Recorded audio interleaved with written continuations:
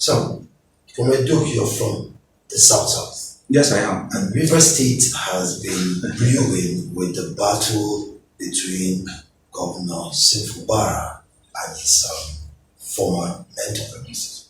What do you think is your assessment of the situation vis-a-vis the danger it portends for that region, for the state, the region, and the nation at large? Well, this is a dicey one. Like I've always observed, it's political, it's social, and it's also economical. I've always derived these issues in River State, in my state, into three categories. But the leading one is political, because it is the political that begets economic value. It's economic value that settles social lives. So politically, the FCT minister, everybody knows in River State, has done very well, exceptionally well. In the 8 years he ruled, I was not his fan. I've never one day worked with him. In fact, I'm one of the persons that opposed him while he was coming for second tenure. I told him face to face that you should cede power to the riverine. There was that loud cry, and in his exit, it didn't fit that let him listen to the yearnings of Rivers people. And the riverine governor emerged, which is sin. And let us not forget so soon, this is a man that did all he could against political gladiators in River State to bring a technocrat whom he described with all manners of words and said, with this man, there will be continuity. His intention and expression was to emulate Lagos State. Lagos State, right from when the president was governor till today, there has been smooth transition that has enhanced development. There is no state that has developed as Lagos. It's not because it's magic. It's because there is this swift and cordial continuity. One governor taking over from the next governor, completing projects, carrying out his own, even if it is one, the next person is taking on, it takes that on, the next one comes in, and that is why you see Lagos so expand and capable as it is today. We all want to go to Lagos to go and rest, to go and do businesses. Everything economically buoyant you can think about is happening in Lagos. So the governor, the then governor, Nyesom Wike, I'm sure, had those antecedents. He has looked at it is only when there is a positive transition. So he held on to what he described as structure that is causing the whole problem. He held on to a solid structure, build a foundation wherein they will begin to win election from stage to stage and continue those developmental strides. Let me tell you, when he came into power, how many of Wike and Amechi's projects did he conclude? He abandoned them. So I'm sure that is not what he wants for River State. He touched the few he could touch. Agriculture, schools, he didn't touch there. So the agricultural development side of Governor Wike and Amechi went down the drain. The what they call the agro industries, the schools, primary school and secondary schools were not developed because Wike came on his own, brought his ideology, began to think that except infrastructures, the enablers, economy enablers in the state are put in place, the state will not have its thing. They opened roads, opened the economy in River State, and things began to strive. As tyrannic as you want him to think, I think he did his best, which ended that name Mr. Project. Now in exiting, he had never wanted to gamble those fortunes with any of the politicians. So therefore he brought up a technocrat that have also worked closely with him. Some may call it any name, but I think that for the enhancement of those continuity in projects and all of that, so Fubara came now. And like is it Fayose, yes, advised in one of his videos, there was no need. The simple message on that this thing, there was, there is no need to fight in River State. This man has gone all odds to bring you out as governor. If he had meant bad for the state, 8 years, he didn't do those evil things for the state? Is it when he's existing and you're having powers that he will do all those things? I don't want to believe that. But I think that what is happening in River State is being manipulated by selfish politicians trying to make these people have look ahead, while they gain. The state is not moving. The issues are compounding every day. People are yearning from it. People are eating from it. People are serving selflessly from it, while the government is not working. The master and the boy and his boys relationship that would have moved the state forward is being truncated, and every day one problem or the other. There's this other case of what they call the legislative angle, where they say the assembly members have defected already. That is pure legal issues that should be left for the judiciary to adjudicate. So neither Wike nor Fubara had no hand in that. The judge or the court will have to squarely define that. There's no need to use that to make mockery of the state or cause political tension or economic tension in the state. There's no need. I want to see the governor concentrate in governance. Stop demarketing the state. Bomb is being planted there. You are the number one man of the state. You are the chief security officer of the state. There was no need. You have visitors as important as the national legislators, and when they put up as number one man, you could say that it's so porous that people want to plant bomb. That shouldn't come out from its chief security officer of a state. There are so many that I wouldn't want to talk about, but I think that the issues on ground is politically motivated, and until they shred their sword and understand that, look, this is a leader. Take it anywhere you want to take it. We have leaders in the state. And yes, Wike is still the political leader of the state. Same have not come out any day to denounce that. But I think that there are people around infiltrating and sponsoring these issues so that it will not end. But I'm so sad that the aspirations of Wike for continuity and smooth running of governance is being truncated. And I'm sure that is the pain in his mind, where he is also wanting to give up. He must get back the state to ensure that these things are also put in place. I think it's sad as it's happening, but one person must give way for the state to go on very well. For the state to go on very well. Yes. Looking at the transition from His Excellency Wike and Amechi to Governor Wike himself, and now to sing. Do you see a future where these three will someday come together to say, this is our state, even with the political and leadership tussle? Yeah. Do you believe so someday these three will come together to say to put up a frontier where the three of them will work for the? Well, the question is almost turning me to a prophet, which I'm not, but I can still make a focus. I see the Right Honorable Rotimi. He has done a service to the state. He was a speaker. It means he has made policies for the state. He became an executive governor, means he has done executive jobs. He created also so many roads and bridges, so many development in the state. He went back to represent the state at national level, being Minister of Transportation, and nobody will take it from him. He was one of the best and the leading ministers during his time. And for that, he has also attempted the number one seat in the nation, trying to become the president of the country. And that didn't work. I'm sure he has done his bit. To me, I feel he has retired from politics. Whether I will come in directly or indirectly is what I don't know. Politicians are politicians, insatiable of power. But I think he has done his bit. He has been quiet in the system. Who knows, maybe this system has not favored him. Maybe when the system that will favor him will come, he may spring up with his voice and begin to play politics again. Or finally, he has gone in. Now, take a look at the FCT minister very vibrantly. He has also served at the local government level. These are the days we're talking about, where a local government chairman will rise with his antecedent, good antecedent, and become governor. Yes, Wike, while he was chairman, did very well in Obiako, making Obiako one of the second best in the country. That gave him rise to become a minister, from chief of staff to minister to governor now to another minister, however, performing governorship candidate. Am I going to ask questions? I will not see in Abuja. Within 9 months, the development strides in Abuja. We can tell all and on. Look at his age, look at his contemporaries. He's still very much alive in politics. And not only alive for selfish interest, for common interest.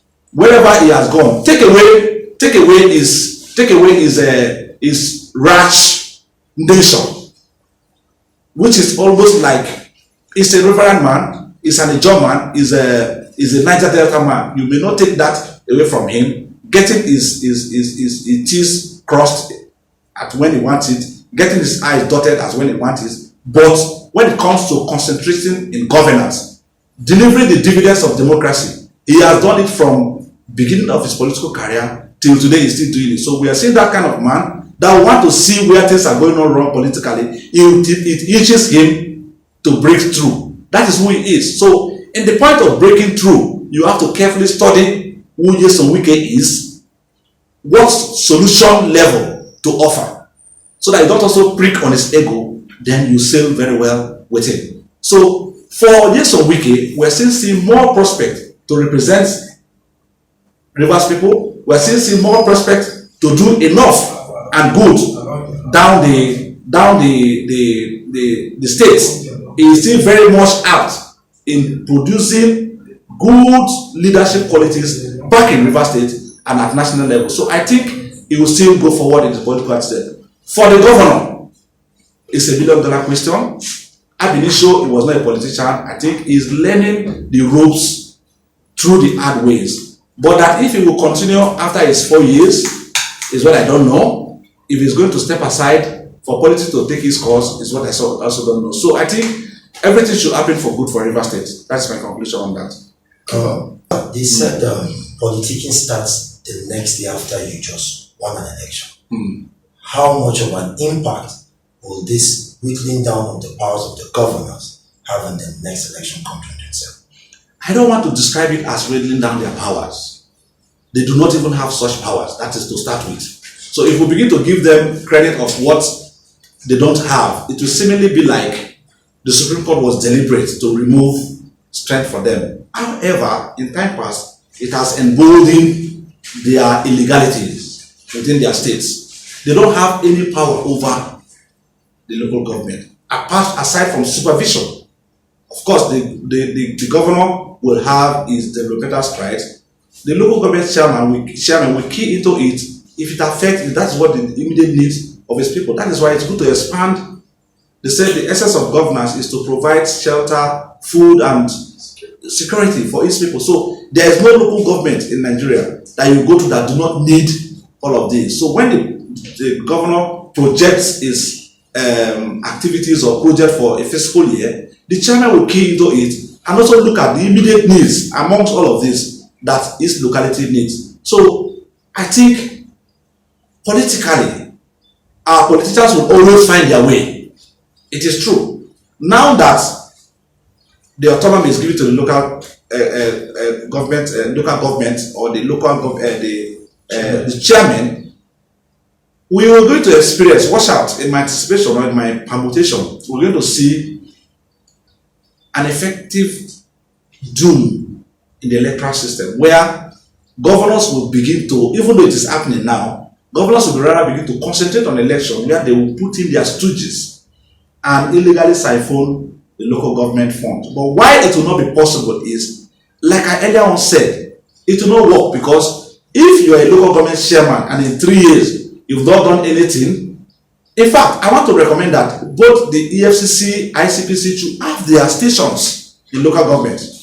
So that the way they apprehend governors after their tenure, they could also apprehend local government chairmen, because you must be accountable. What will happen politically, driving to your question, is politicians will begin to now spare up their stooges during election. The case was the reverse. They will wait, anybody that wins, no problem. Your fund comes to them, then they negotiate your funding with you, right? But this time around, what will happen is that they will begin to insist on their stooges to win elections. But the adverse or disadvantage of that will be if the ICPC, the EFCCs, the people that pursue corruption will be also placed vis-a-vis the local government areas, so that when you're airing, And I don't know if a local government chairman they also have autonomy, but if they don't have, it will be apprehended. And you will see the more participation, local-based participation on information given. If any chairman out of the 774 chairman local government and the FCT is doing well, you will see it on the social media front and main media front. If they are not also doing well, instantly you will see those reports. So politics is going to be more interesting as the autonomy floats on. There's this ecstasy about the local government autonomy pronouncement by the Supreme Court. This is a long time coming. What is your assessment of such news to the democracy that we've been clamoring to stay, and what's the impact of such news to development of this country and its people? Well, thank you very much for that question. Local government autonomy, the Supreme Court had given justice to the common man again. Don't forget, they say that the judiciary is the common hope of the hope of the common man, and they've actually given us that confidence again. Don't forget the core crop of democracy is for the people. So we elect people, and but once the local content, the local people are not feeling the essence of democracy, democracy is not thriving. For the first time, the Supreme Court had taken the dividends of democracy to the local people, to the people that matters, to the people that come out to defend the tendencies of democracy. That is what the Supreme Court has done. Development, growth, responsibility, affordability, accountability have been restored to the local government people in Nigeria. Now, let us see what are the good effects of the local government autonomy. Local government legislators will begin to sit down and legislate for the immediate needs and wants of the local people within their constituency. What in time past will experience is a given governor will just take up projects of his within his whims and caprices, and then just execute them, and it becomes a state project. It becomes a local government project. Whereas we know that the local governments have local governments in every state have their peculiar problems and wants they want to satisfy. So the autonomy had actually directed or redirected governance to satisfy local content. That is the key. Number two, dignity in job, dignity in carrying out local functions. Now, we all know the local government services have been very dormant because there's actually nothing to do. The legislators do not even sit. What are they going to sit to do? The executive chairman just goes to the governor, collect the local government listing, pay salaries, and then they do whatever they want to do with the rest of the money. Now, we will see more of local government civil servants go to work because there's stimulation. There's going to be stimulation. Projects will be carried out. Most times, let us even play it out. What should a governor be doing in commissioning boreholes? Boreholes, essential little services, are supposed to be meant for local government. But because they usurp the powers of the financial powers and autonomy of the local government, they are able going to commission borehole, school, primary school. Those are within the by-law axis of governance. So, local government autonomy is huge. However, it also depends, and the essence also depends on the credibility and sincerity of the Nigerian politician. Now, don't forget that it also means accountability, meaning that local government chairmen will also be held responsible for how they spend public and local funds, what project they are carrying out. You see a local government chairman within 3 years doing one project alone, sometimes no project, because his capacity is being directed by the state government. So today, once this is being passed into full law and the execution is proper, we'll now begin to see and hold local government and councillors accountable because their funds will rightly be in their hands, and everybody close to local development will begin to see tangibly what the local government chairmen and councillors have been doing. It will be quite exciting if we see local government chairmen performing to the extent that they become state governors, because if you could hold your locality, the constituency you govern, that small locality, and you could improve the standard of living within that locality, the implication means that you can also hold the full state together. So in time past, we've not seen where local government chairmen transit into becoming governors and all of that. So this is what the Supreme Court has done for Nigerians, and we're very glad. We are watching. Thank God for the essence of the advent of technology. It's not these days that you will say immediately you do anything that's contrary to law or contrary to the provision of what you are expected to do. The social media carries it. The main media stream carries it. It is no more you've done this. When your project, if you're, for instance, you're giving a local government chairman, you're giving 1 billion, and you said you've used 600 million or 400 million, as the case may be, for capital project, they will tell for itself. If they are not telling, Nigerian youth will be ready to follow you up on social media, castigate you, and bring you to the books. So I think local government autonomy is one very essential benefit of our democracy, and we give kudos to the Supreme Court, and I think it's a way forward from where we are to a better Nigeria. So as president of the Nigerian Youth Organization, more specifically, speak to the youth and let's hear how you want to see them holding this local government chairman accountable. What do you hope to see in the years to come? There's nothing much to tell Nigerian youths. We are aware, we are participating, we are part of it. Let me tell you, all the reforms, taken from subsidy removal to autonomy to all the reforms this government have recorded, were stimulated basically, mostly, by Nigerian youths. It's not those days that we are back of political participation and the process. Nigerian youths are seriously involved in the process now. Every report you see, every agitation you see is being carried out by the Nigerian youths. And I thank God that the political awareness is so enlarged that we are not giving space on the social media front. You could see instances where the humiliation is reduced. Humiliation by military people, humiliation by politicians have reduced drastically. Gone are those days you go and slap somebody because you're a senator, or you are passing with a convoy, humiliate people, or at the hold up, you beat traffic. Like, no, it won't happen again. Youth will raise their camera on you and ensure that the social media platform captures you well. Don't forget, social media platform is not restricted. And that was why when they wanted to prohibit certain provisions on social media, we fought against it because it's a clear and fastest medium to bring out the deficiency, also the good works of every leader. So the question does not even come. Nigerian youths are very, very much inspired. In fact, let me shock you. We have about 65% of Nigerians in the legislation, both state legislation and national legislation. Today, in the House of Representatives, we have the youth caucus, where youths that are in the legislation, they have their caucus. So this is what we aim for, and we are getting it correctly. So Nigerian youths, you don't need to ask the question. In every news and craze of the country, we are up and doing. Do something now, and you'll see the number of social media attention it will have.